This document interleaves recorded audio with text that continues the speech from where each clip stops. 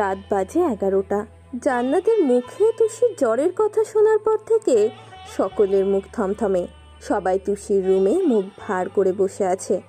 আমিনা বেগম আর নূরজাহান অনেক জোরাজোরি করেও তুষিকে কিচ্ছুটি খাওয়াতে পারেনি। অবশেষে ঔষধ খাইয়ে দিয়েছেন তারা। এখনও এক চুল পরিমাণও জ্বর কমার নাম নেই। জ্বর তপ্ত অবস্থায় সারা শরীর প্রচণ্ড গরম আর লাল হয়ে উঠেছে। চেহারাটাও বেশ বিবর্ণ রূপ নিয়েছে। অল্প সময়ের ব্যবধানে এতটা জ্বর চলে আসবে কেউ তা ঘুণাক্ষরেও টের পায়নি। মধ্যরাতে যে মেয়েটা ঘন্টার পর ঘন্টা বৃষ্টিতে ভিজলেও জ্বর আসার নাম নেই, তার এহেন জ্বরে কিছুতেই শান্তি পাচ্ছেন না আতিকুর রহমান। ছোট মেয়েটিই যে তার তোতা পাখি, তার মানিক। যখন আব্বু বলে ডাকে মনটা জুড়িয়ে যায়। মেয়ে দুটো অসুস্থ হলে তার নিজেরই যে খাওয়া দাওয়া সব বন্ধ হয়ে যায়। এই তো আদরের মেয়ের এতটা নিস্তব্ধ হয়ে বিছানায় পড়ে থাকতে দেখে তিনি স্বস্তি পাচ্ছেন না কিছুতেই। আমিনা বেগম সবাইকে তাড়া দিলেন ঘুমাতে যাওয়ার জন্য। এভাবে কতক্ষণই বা বসে থাকবে সবাই? বসে থাকলেই তো আর জ্বর কমবে না। তিনি সবাইকে খাওয়ার জন্য ডাকলেন। রাতের খাওয়াটা ঠিকমতো কারোরই হলো না। আতিকুর রহমানকে অনেক জোর করেও কিছু খাওয়াতে পারল না। তার যে মেয়ের এহেন দশা দেখিয়ে বুকটা হাহাকারে ছটফট করছে। একে একে সবাই চলে গেল নিজেদের রুমে। আমিনা বেগম রিমি, তানহা আর জান্নাতকে খেয়াল রাখতে বলে তিনি সব গোছাতে গেলেন। তানহা বোনের মাথার কাছে হাত বুলিয়ে দিল। মলিন মুখটার দিকে তাকালেই কান্না আসছে তানহার। কত আদরের বোন তার। নতুন কিছু কিনতে দেখলেই খপ করে নিয়ে নিত তুষি। কোনোভাবেই সে দেবে না। তাতে তানহা কেঁদে কেটে লাল হলে হোক, এহেন কাণ্ড দেখে মাঝে মাঝে তানহা ফিক করে হেসে দিত। এসব ভাবতে ভাবতে তানহা ঠান্ডা রুমাল তুষির গালে চেপে ধরল। মুছিয়ে দিয়ে জান্নাতকে বলল, তুষির খেয়াল রাখিস, আমি সকালে আসব। এখন রুমে যাই। তো দুলাভাই জানি না একা কি করছে। তার কাছে এটা নতুন পরিবেশ। সারাদিন যে বেচারার কি কষ্ট গেল, ক্লান্ত হয়ে ঘুমিয়ে পড়েছে বোধহয়। তানহার কথা শুনে রিমি বলল, হ্যাঁ তাই তো, দুলাভাই একাই রুমে কি করেছে কে জানে। কোথায় ভেবেছিলাম ভাইয়ার সাথে আড্ডা দিয়ে সারা রাত পার করব। ধুর, তার কিচ্ছুটি হলো না এই তুষির জন্য। কে বলেছিল এই সময় গোসল করতে তাকে? জান্নাত দিল এক ধমক। বিরক্ত গলায় বলল, তোকে কেউ কিছু বলতে বলেছে? ঘুমোতে পারিস না? না হলে যা যা নিজের রুমে গিয়ে পড়তে বস। রিমি বোনের প্রতি নিজেও বিরক্ত। সব সময় ধমকের উপর রাখে তাকে, কিন্তু তুষির বেলা খুব মিষ্টি মিষ্টি কথা বের হয় তার মুখ থেকে। মনে হয় তুষি তার আপন বোন আর রিমি পর। রিমি মুখ ভেঙচি কেটে চলে গেল। এরপর তানহাও বেরিয়ে গেল নিজের রুমের উদ্দেশ্যে। আমিনা বেগম আসলেন থার্মোমিটার দিয়ে জ্বর চেক করতে। চেক করে দেখলেন জ্বর কমার নাম নেই। জান্নাত কাকিয়ার উদ্দেশ্যে বলল, কাকিয়া, আমার তো এই কয়দিন ঘুম হয়নি। তুমি কি থাকবে ওর সাথে? কাউকে তো থাকতে হবে, আবার না জানি রাতে কেমন হয়ে যায়। আমিনা বেগম ভাবলেন, বুঝলেন জান্নাতের ঠিকমতো ঘুম হবে না এখানে। মেয়েটা যে ঘুম কাতুরে। ঘুম ভালোভাবে না হলে সারাটা দিন সবার সাথে খিটখিটে আচরণ করবে, মেজাজ চটে থাকবে তার। এদিকে জান্নাতের কাছে মনে হয় ভালো মতো ঘুম না হলে মাথা ব্যথা করে, চোখ দুটো অস্বাভাবিক লাল হয়ে যায়। তাই তুষির মা বলে উঠলেন, আচ্ছা তুই বরং ঘুমাতে যা, আমি এখানে কিছুক্ষণ আছি। জানিস তো, তোর বড় আব্বু একবার স্ট্রোক করার পর থেকে আমি অন্য কোথাও থাকতে সাহস পাই না। আজ আবার চিন্তা করবে, এই মানুষটার কিছু হলে আমি যে শেষ হয়ে যাব। এই বাড়িটা সে তো নিজের হাতে সামলে রাখেন। প্রতিটা সন্তানকে বটগাছের মতো ছায়া দেন। রাগ উঠলে হয়তো মাথা ঠিক থাকে না, এই আর কি। মন থেকে যে ভীষণ আদর সকলের জন্য। এসব বলতে বলতে আমিনা বেগমের চোখের কোণে পানি চলে আসলো। আজ থেকে 6 বছর আগে প্রেশারটা বেড়ে যাওয়ায় হুট করে আতিকুর রহমানের স্ট্রোক হয়ে যায়। দিশেহারা হয়ে যান আমিনা বেগম। তুষির বাবার ডান পাশটা অবশ হয়ে গিয়েছিল। এরপর ডাক্তারের ভালো চিকিৎসা, আমিনা বেগমের সেবা যত্ন এবং আল্লাহর রহমতে খানিকটা সুস্থ হন তিনি। কিন্তু এখনও প্রেশারের ওষুধ ঠিক মতো খেতে হয়। তখন কিছু হয়ে গেলে একা হাতে কিভাবে কি করতো আমিনা বেগম? ছোট দুটো মেয়েকে নিয়ে কোথায় যেত সে? এখন যেভাবেই হোক মানুষটা বেঁচে থাকুক, নিজের ভালো থাকার জায়গা হোক একটা, এতটুকুই আমেনা বেগমের চাওয়া। আমেনা বেগম দীর্ঘশ্বাস ফেললেন। সবার অতীত তো সুন্দর হয় না, সকলেরই কিছু লুকোনো, হয়তোবা লোকচক্ষুর আড়ালে কষ্ট রয়েছে। জান্নাত তার গম্ভীর বড় আব্বুকে ভীষণ ভয় পায়। কেন পায় তা সে নিজেও জানে না। তবে ঈদ হোক বা অন্য কোনো অনুষ্ঠান, নিজেই সবার জন্য জামা কাপড় নিয়ে আসবেন, এটা সে ছোটবেলা থেকেই দেখে আসছে। তার নিজের আব্বু যে এরকমই, ভাইয়ের থেকে শিখেছে কিভাবে মিলেমিশে থাকতে হয়। কে বলেছে ভাইয়ে ভাইয়ে মিল হয় না?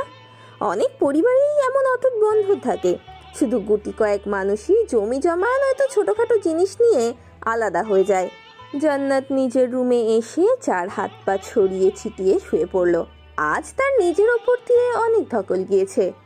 ওই বাড়িতে ছেলেগুলো কিভাবে ড্যাব ড্যাব করে তাকিয়েছিল, বিরক্তিকর। ইচ্ছে তো করছিল চোখ দুটো তুলে ফেলতে, তাহলেই বুঝতে পারত জান্নাতের দিকে তাকানোর কি ফল। আর এ বাসায় এসে যখন ভেবেছিল শান্তিতে ঘুম দেবে, তখনই তো তুষার নিজে বিশ্রী কাজ করলো তো করলো, জান্নাতকেও জড়ালো। অসহ্য ছেলে একটা। এসব ভেবেই ঘুমের রাজ্যে চলে গেল জান্নাত। অনেকক্ষণ পড়াশোনা শেষ করে তুষির ঘরের দিকে গেল রিমি। তাকে আমেনা বেগম ঘুমানোর আগেই বলে রেখেছে তুষির সাথে আজ রাতে থাকতে, তাই সেও রাজি হয়ে গিয়েছে। রিমি ঘরে এসে লাইটটা অফ করে দিল। এরপর তুষির গায়ের কাঁথাটা ভালো করে টেনে দিয়ে ওর পাশে শুয়ে পড়ল সে। তুষার ওই দিকে যাওয়ার আর সাহস পায়নি। কিভাবে পারত সে সবার মলিন মুখের দিকে তাকিয়ে থাকতে? তাই সেই যে রুমে ঘাপটি মেরে বসে আছে, আর একটা বারের জন্য বের হয়নি রুম থেকে। নূরজাহান যখন তুষারকে খাওয়ার জন্য ডাকতে এসেছিল, দেখলো পুরো রুম অন্ধকার করে শুয়ে আছে। এই অবস্থায় দেখে ভারী অবাক হলো সে। যেখানে তুষির সাথে লেপ্টে থাকে সব সময়, কিভাবে ঝগড়া করা যায়, জ্বালানো যায়, এইসব চিন্তায় তার মাথায় ঘুরে। আর এখন নাকি এত কিছু হয়ে যাওয়ার পরও চুপচাপ রুমে বসে আছে। সে কি শোনেনি?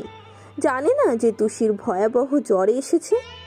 নূরজাহান তৎক্ষণাৎ প্রশ্ন করলেন, তুষার, তুই কি জানিস না তুষির ভীষণ জ্বর? জ্বরে গা পুড়ে যাচ্ছে। জানিস, মেয়েটাকে এভাবে শান্ত দেখতে একদম ইচ্ছে করছে না। মনে হচ্ছে এই তো এক্ষুনি উঠে চেঁচিয়ে উঠবে, হৈ হৈ করে সকলকে হাসিয়ে ছাড়বে। তুষারের যে কি অবস্থা, এটা যদি একটা বার মা বুঝতো তাহলে বলতে পারতো না সে যে জেনেও কিভাবে বসে আছে। তুষার জ্বরেই তার বুকটা যে হাহাকার করছে, ভিতরের সত্তা বলছে, তুই ভীষণ জঘন্য। এত বড় অপরাধ কিভাবে করতে পারলি তুই? মেয়েটা কি খুব বেশি করেছিল? তুষার বহু কষ্টে নিজেকে সামলিয়ে বলল, ওর জ্বর হলেই আমার কি? আমাকে কি এখন ওর হাত ধরে বসে থাকতে বলছো? সারাদিন পর কি একটু একাও থাকতে দিবে না? চলে আসছো আবার আমাকে জ্বালাতে। ভালো লাগছে না আমার। যাও তুমি এখান থেকে, আমি জাস্ট একটু রিল্যাক্সে থাকতে চাই। তুষারের মা মনে মনে হাসলেন। এই ছেলেটা মাঝে মাঝে ভীষণ ঘাটতারামি করে, কোনো কথা সরাসরি স্বীকার করতে চায় না, অথচ তিনি যে মা। একদম ছোট থেকে আজ এতটা বড় করেছেন তাকে। এখনো যদি একটু হলেও বুঝতে না পারে, তাহলে সে কিসের মা? তিনি একটু হলেও বুঝতে পারলেন তুষির জন্যই তার ছেলের মন হয়তো ভীষণ খারাপ। যখন কাছে থাকলে খোঁচাখুচি করুক, দুজন দুজনের থেকে দূরে থাকলেই বোঝা যায় একজন আর একজনকে কতটা চায়। ছেলের মাথায় হাত বুলিয়ে আদুরে স্বরে বললেন, আচ্ছা বাবা, আর কিছু বলবো না আমি। তবে কিছু খেয়ে তারপর না হয় তোর মন যা চায় তাই কর। আমি তোর মা, অল্প হলেও ছেলের মন পড়তে পারি। আয় বাবা, কিছু খেয়ে নে, আমি খাইয়ে দিব। মা, আমার এখন কিছু খেতে ইচ্ছা করছে না। প্লিজ মা, আমি এখন ঘুমাবো। তুমি গিয়ে শুয়ে পড়ো, যাও। আর তর্ক করো না, ভালো লাগছে না।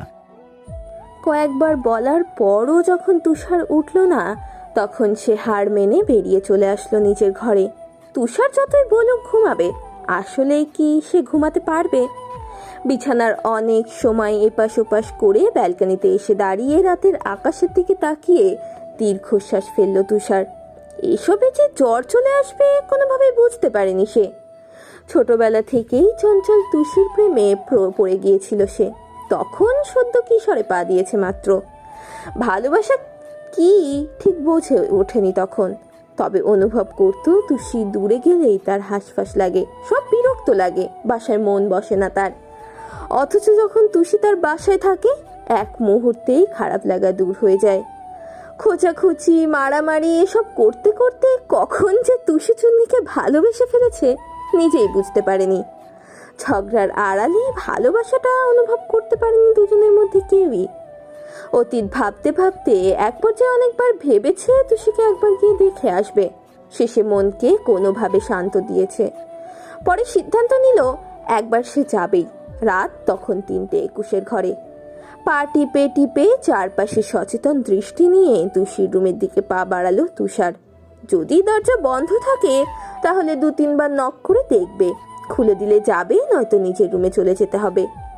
একেবারে দরজার কাছে এসে থামলো সে।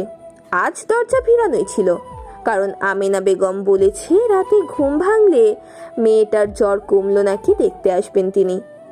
আস্তে করে রুমে প্রবেশ করলো তুষার। ফোনের ফ্ল্যাশ দিয়ে হুসিন তুষির দিকে এগোতে থাকলো। দেখলো রিমি ঘুমিয়ে আছে পাশে। তুষির দিকে ফোনের আধো আধো আলোয় তুষির গৌর বর্ণের মুখটা যেন দেখা যাচ্ছে হালকা হালকা। সেদিকেই দৃষ্টি আটকে গেল তুষারের। কি সুন্দর মুখশ্রীর মধ্যে দৃষ্টি নিবদ্ধ হয়ে আছে, সেটি তুষার প্রকাশ করতে পারছে। ধীরে ধীরে পাশে এসে বসে তুষার। ঠোঁট ভেদ করে মৃদু ভঙ্গিতে নিঃশ্বাস ছাড়ছে তুষি। জ্বরের প্রকোপে গাল দুটো লাল হয়ে গেছে ভীষণ। গলা পর্যন্ত কাঁথা দিয়ে ঢেকে রেখেছে। চেহারার গ্লানিটুকু জ্বরের হিংস্রতায় ম্লান হয়ে আছে ওর।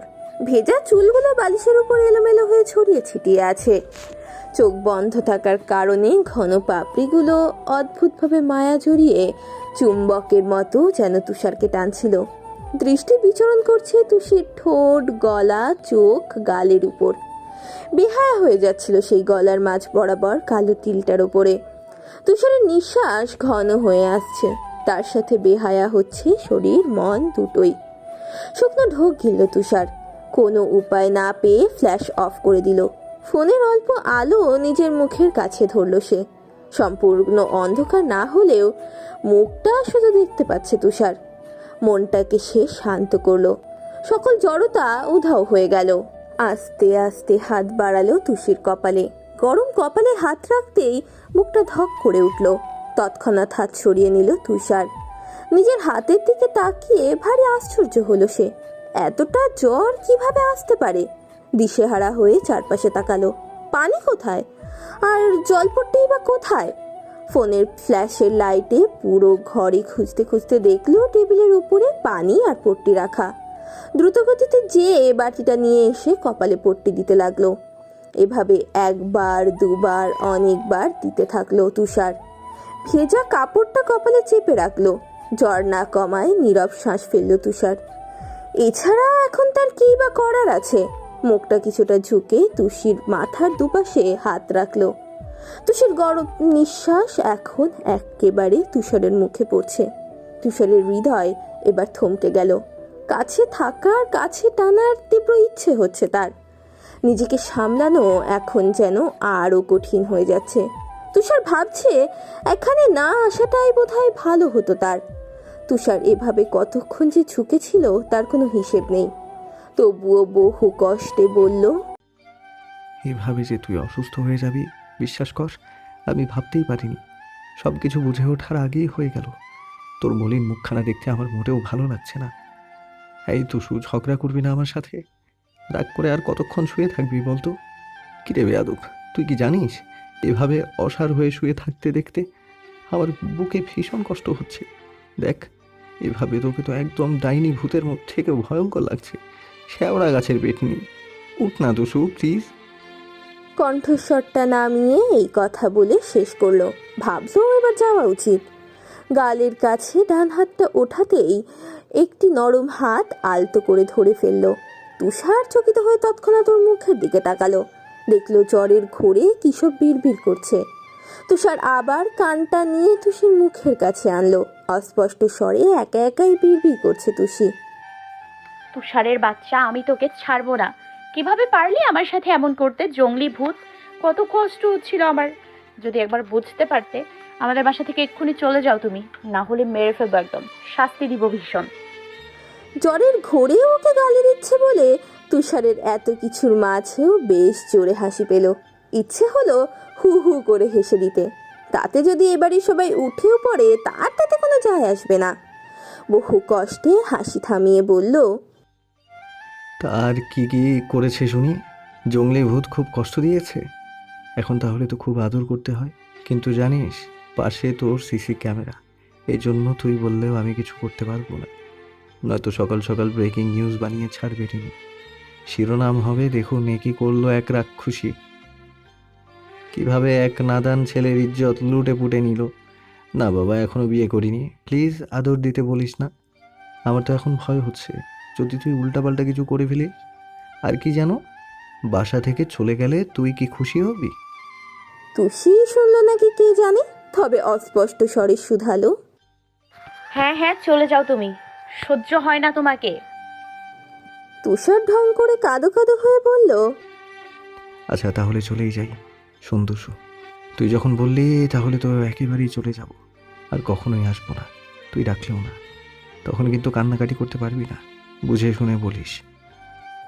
তুষি গলা জড়ানো কণ্ঠে উত্তর দেয়, জানি না কিছু, আমি জানি না, দূরে যাও সবাই। নিঃশব্দে হেসে উঠল তুষার। আচ্ছা। বলেই চলে যাওয়ার জন্য নিজের হাত ছাড়িয়ে নিতেই তুষি দু হাতের মাঝে শক্ত করে চেপে ধরল। তুষার অবাক হলো, কি করতে চাইছেটা কি তুষু? সে কি সারা রাত এভাবেই বসে থাকবে? আশ্চর্য! জ্বরের ঘোরে মাথা খারাপ হয়ে গেছে এই বেয়াদব মেয়ের, তা বেশ ভালোই বুঝতে পারল তুষার। এসব ভাবনার মাঝে ডান হাতে অনুভব করলো ঠোঁটের স্পর্শ। তুষি হাতটা মুখের কাছে এনে চারপাশে ছোট ছোট চুমু খাচ্ছে। তুষার চমকে উঠল। তুষির স্পর্শে তুষারের রক্ত ছুটে যাওয়ার উপক্রম। ঠিকমতো নিঃশ্বাসও নিতে পারছে না সে। এটা কি করলো তুষি বেয়াদব? সে জ্বরের ঘোরেই করুক বা ইচ্ছে করেই করুক, তুষারকে সামলানো যে খুব কঠিন হয়ে যাচ্ছে। সব কিছু আউট অফ মাইন্ডে চলে যাচ্ছে। সে তৎক্ষণাৎ বাম হাতটা, যেটা তুষির বালিশের উপরে ছিল, ওইটা নিয়ে তুষির দু হাত থেকে ডান হাতটা জোর করে ছাড়িয়ে নিল। ছোট করে নিচের অধর ছুঁয়ে দিল প্রেয়সীর উন্মুক্ত ললাটে। বড়সড় নিঃশ্বাস নিল। হায়, কেমন শ্বাসরুদ্ধকর পরিস্থিতি এ তার! তুষি যে কিনা কখনো নিজের থেকে হাত পর্যন্ত ধরেনি, আজ তাকে চুমু খেয়ে নিল। হায় হায়, কত বড় কাণ্ড করে ফেললো এই চুন্নি মহিলা! যদি এ কাণ্ড তুষি নিজে চোখে দেখতো তাহলে নিজেই মরে যেত। লজ্জায় 1 মাস সামনেই আসতো না। তুষার ধীরে ধীরে সরে রুমের বাইরে আসলো। এখন একটু রিল্যাক্স লাগছে তার। স্বস্তির নিঃশ্বাস ফেললো তুষার। এবার সে নিশ্চিন্তে একটু ঘুমিয়ে নিতে পারবে। কি ভয়ঙ্কর মহিলা রে বাবা! তুষির কাছে গেলেই হুঁশ জ্ঞান হারাতে বসে সে। কেন যে এমন হয় কে জানে। ভোর রাতের দিকে তুষার বিছানায় আরাম করে গা এলিয়ে দিয়েছে। আজ তাকে পুকুরের পানিতে চুবালেও 12টার আগে উঠবে না বলে পণ করেছে। নিশ্চিত হয়ে ঘুমিয়ে নেওয়া যাক একটু। বাড়ির সকলে উঠে পড়েছে। আজ যে অনেক কাজ। এ বাড়ির বড় মেয়ের জামাই এসেছে বলে কথা। নানান রকমের রান্নার তোড়জোড় চলছে। তুই যা আর ভাবি মিলে রান্না শেষ করছেন। সবাই উঠে আগেই তুষিকে দেখে এসেছে। জ্বর হালকা কমে আসার কারণে সবাই স্বস্তির নিঃশ্বাস ফেলেছে। নূরজাহান চা কফি বানিয়ে আজাদ, আতিকুর আর আলতাব রহমানকে দিয়ে আসলেন। তারা চা খেতে খেতে গল্পে মশগুল। হাতে হাতে রান্না শেষ করার জন্য রান্নাঘরে চলে গেল তুষারের মা। শেষ রাতের দিকে তুষির হালকা জ্বর কমে আসে। জ্বর চলে যাওয়ায় তুষি সকাল সকাল মাথা উঠাতে পারছে না বিছানা থেকে। কেমন যেন ভার ভার লাগছে। জ্বরে যখন কাঁপছিল তুষি, জড়িয়ে ধরে তখন ঘুমিয়ে গেছিল রিমি, যাতে ঠান্ডা কম লাগে। এখন আবার গরমে ঘেমে উঠেছে সারা শরীর। তুষির ঘুম ছুটে যাওয়ার পর অনুভব করে 2 হাত পা দিয়ে কে যেন আষ্টে পৃষ্ঠে জড়িয়ে ধরে রেখেছে তাকে, এক বিন্দুও নড়াচড়া করার জন্যেই। নিজের অজান্তেই 2 ভ্রু ভীষণ রকম কুঁচকে গেল তার। পাশে ফিরে তাকাতেই দেখতে পেল রিমি খুব শক্ত করে ধরে বেহুশে ঘুমাচ্ছে। দেখে কেউই বলবে নিজের প্রাণপ্রিয় কোলবালিশের উপর পা হাত ছড়িয়ে দিয়ে অনায়াসে ঘুম দিচ্ছে। প্রথমে আলতো করে সরাতে গেল, তখন বাঁধলো আর এক বিপত্তি। আগে যাও বা হাত আলগা ছিল, এখন আরও চাপড়ে ধরলো। এবার তুষির মেজাজ দ্বিগুণ খারাপ হলো। এমনিতেই বাথরুমে যেতে হবে, তার মধ্যে এই ঝামেলা। নিজেকে ছাড়ানোর জন্য রিমিকে জোরে দিল এক ধাক্কা। এহেন ধাক্কায় ধপাস করে বিছানা থেকে পড়ে গেল রিমি। লাফ দিয়ে চেঁচিয়ে উঠে বলল, হ্যালো গাইস, ভিডিওটি ভালো লাগলে একটু লাইক করে দিও আর অবশ্যই কমেন্ট করে জানাও ভিডিওটি তোমাদের কেমন লেগেছে। আর ভিডিওটির পরবর্তী পার্ট খুব তাড়াতাড়ি আসবে, তো যারা এখনও চ্যানেলটিকে সাবস্ক্রাইব করোনি প্লিজ পরবর্তী পার্টগুলো দেখার জন্য চ্যানেলটিকে সাবস্ক্রাইব করে পাশে থাকা বেল আইকনটি প্রেস করে দিও। ধন্যবাদ সবাইকে, আমাদের সাথেই থেকো।